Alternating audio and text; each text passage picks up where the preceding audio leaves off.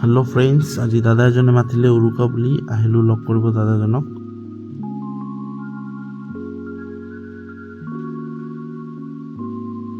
চ' আজি আকৌ আহি গ'লোঁ নিৰলদাৰ ইয়াতে। চ' মিনি পিকনিক ব্লক আৰু ইফালে আছে নদী দেখা পাই আছে।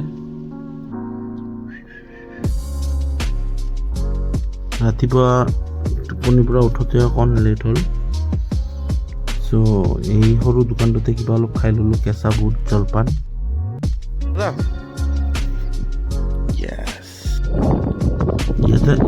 ইয়াতে এটা খুব সুন্দৰ পৰিৱেশ, বাট এটা বস্তু খুব ধুনীয়া বতাহ চলি থাকে, খুব ধুনীয়া বতাহ, প্ৰকৃতি ইমান ধুনীয়া কেনেকৈ ক'ম, মানে লাভলি, চ' বিউটিফুল নেচাৰ।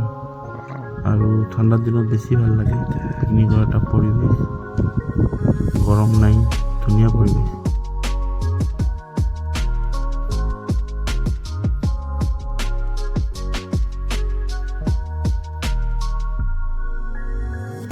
কি মাছ পাল দাদা আজি?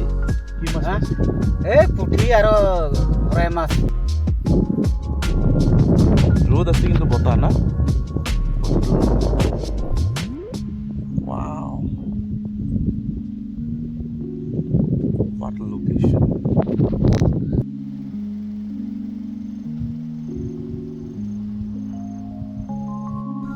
এতিয়া যাবৰে হ'ল। দুজনে অলপমান ভাত খাই আগত এটা হোটেল আছে ধুনীয়া।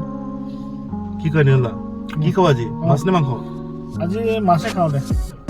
ঠিক আছে, আজি নিৰলা মাছ পচন্দ কৰিছে, আজি মাছ খাম। চলো।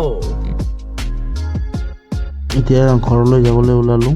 নিৰলদাৰ ককাকো লগ পালোঁ, নিৰলদাক বিদায় দিওঁ আৰু আপোনালোক সকলোলৈ মাঘ বিহুৰ শুভেচ্ছা থাকিলে। হেপী মাঘ বিহু।